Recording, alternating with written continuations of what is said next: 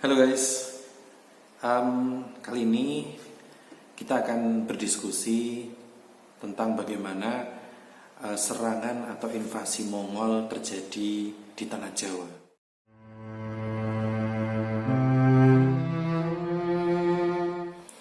Nah, seperti yang mungkin kalian udah punya gambaran ya, punya wawasan tentang bagaimana kerajaan Mongol itu atau kekaisaran Mongol itu betul-betul kekaisaran yang saat itu di tahun kurang lebih 1200-an, karena kalau boleh dibilang masa keemasan dari lahirnya Genghis Khan di tahun sekitar 1962 sampai kekaisaran Khan atau Mongol yang emas yang paling akhir itu adalah Kubilai Khan, itu kurang lebih sekitar 100-an tahun ya. Tapi dalam waktu 100 tahun mereka tercatat dalam sejarah memiliki wilayah penaklukan yang sangat luas. Sejarawan yang beliau juga mempelajari ilmu peta politik saat itu bahkan menghitung lebih dari separuh wilayah bumi yang berpopulasi manusia itu sudah ditaklukkan oleh kekaisaran Mongol. Luar biasa. Nah, tapi kita nggak akan membahas mengenai kekaisaran Mongol lebih panjang karena nanti juga ada video yang lainnya. Tapi kita pengen melihat bagaimana kerajaan di Jawa saat itu yang baru kalau zamannya itu ketika Singosari runtuh ya. Ketika Singosari runtuh, ketika Kertanegara itu di masa akhir zamannya, kemudian Majapahit itu baru mulai berdiri. Nah, disitulah invasi Mongol ke Jawa. Nah, teman-teman sekalian, jadi awal mula ketika invasi Mongol sampai ke tanah Jawa itu sebenarnya Mongol itu sedang melakukan invasi perluasan wilayah ke wilayah Asia Timur dan Asia Tenggara. Jadi pada tahun 1216-an itu kekaisaran Mongol mereka melakukan penaklukan ke wilayah Korea. Nah, setelah Korea itu ditaklukkan, maka mereka kurang lebih tahun 1254 mereka itu melakukan invasi ke Jepang, ke negara Jepang sebelahnya, dekat kan ya.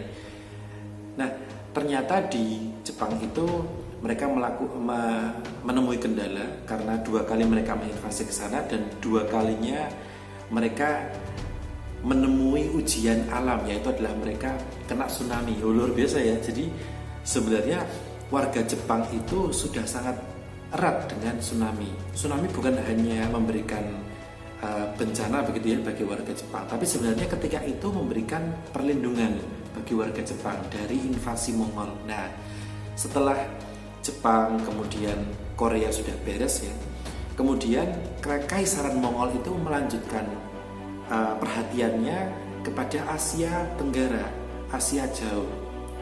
Kenapa? Karena sebenarnya ketika itu mereka sudah melakukan komunikasi, melakukan interaksi dengan masyarakat Asia Tenggara. Nah, maka Mongol ini awal mulanya menginvasi daerah Cham atau wilayah Cham atau Champa gitu ya, wilayah Kamboja, Vietnam. Nah, tapi di sana mereka tidak mendapatkan hasil yang instan ya. Nah, tapi kemudian mereka juga melakukan kunjungan ke daerah Jawa karena juga Jawa sudah dikenal rempah-rempahnya, sudah terkenal saat itu, sudah banyak dinikmati oleh penduduk dunia saat itu, sudah terkenal.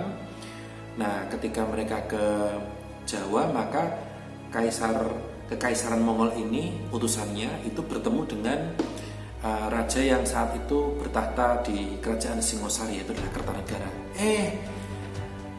Malang tiba. Ternyata utusan dari kekaisaran Mongol itu justru mendapatkan perlakuan yang tidak bagus. Kenapa? Karena telinganya itu dipotong oleh Raja Kertanegara dan di dahinya itu dicap besi panas dan capnya itu biasanya dilakukan oleh kerajaan Singosari kepada para pencuri. Jadi ketika Kaisar Mongol itu berdialog dan sebagainya, mungkin juga mereka minta upeti dan sebagainya, tapi malah disambut dengan sambutan yang kurang menyenangkan. Nah kemudian ketika utusan ini kembali ke Kaisaran Mongol, Kaisar Kubilai Khan sangat marah ya, dan tahun 1293 dilakukanlah invasi besar-besaran, kurang lebih dalam rekaman sejarah itu kurang lebih 20-an ribu pasukan Mongol menginvasi daerah Jawa. Nah, tapi teman-teman sekalian, jadi sebenarnya ada yang menarik di sini. Kenapa? Karena ketika Kekaisaran Mongol itu datang ke Jawa, mereka bersiap menghadapi Singosari. Ternyata Singosari udah nggak ada. Kertanegara juga sudah wafat. Karena tahun sebelumnya Kertanegara sudah diwafatkan oleh pemberontakan Jayakatwang. Nah ini pernah kita bahas ya singgung di video yang sebelumnya. Mereka bertemu dengan Jayakatwang yang saat itu sedang mendirikan kembali kerajaan Daha Kediri. Nah teman-teman sekalian, justru ini kesempatan bagi penerus Kertanegara, yaitu adalah Dyah Wijaya ya. Dyah Wijaya, ada yang bilang Raden Wijaya, itu sama orangnya. Karena zaman dulu tuh Dyah itu adalah memberikan penghormatan, sapaan bagi kayak semacam pangeran atau raden. Jadi kalau misalnya sekarang Dyah dipakai untuk nama wanita, kalau saat itu Dyah dipakai sebagai nama pria untuk kebangsaan atau memiliki darah bangsawan. Nah teman-teman sekalian, jadi itu dimanfaatkan oleh Dyah Wijaya, pasukan Mongol yang banyak itu, untuk membalaskan dendam kepada Jayakatwang. Caranya gimana? Caranya adalah Dyah Wijaya ini mengaku ini atas masukan dari Arya Wiraraja. Arya Wijaya juga sudah pernah kita bahas di video yang sebelumnya. Jadi Dyah Wijaya mengaku bahwa saya adalah raja yang saat ini bertahta di Pulau Jawa ini, tapi kalau misalkan kamu mau berinteraksi, mau berhubungan dengan saya, maka bantu saya untuk melawan si Jayakatwang. Akhirnya ditupaslah itu Jayakatwang oleh tentara Mongol. Tapi Jayakatwang tidak meninggal ya, tapi disekap, ditahan, tapi akhirnya juga dibunuh juga. Kenapa? Ketika taktik Dyah Wijaya dan Arya Wiraraja itu bisa mengusir kerajaan Mongol dengan cara pasukannya itu setelah mereka menang itu kan, menganggap mereka menang melawan Jayakatwang, kemudian mereka itu berleha-leha terus disodori oleh Dyah Wijaya, kamu mau nggak? Nih kami ada putri-putri raja dari kerajaan dari putri-putrinya Kertanegara dulu, kemudian juga ada selir-selirnya. Kalau misalkan kamu mau, mari ikuti saya. Tapi syaratnya kamu jangan bawa senjata, karena para putri-putri ini masih trauma dengan senjata seperti itu. Nah kemudian para pembesar-besar, jenderal-jenderal dan sebagainya yang perwira menengah ke atas itu, mereka mengikuti sarannya Dyah Wijaya. Tapi ternyata di sana dibasmi gitu ya, di bumi hanguskan. Jadi mereka bisa ditumpas, dan pasukan Kekaisaran Mongol sisanya mereka kembali ke Mongol.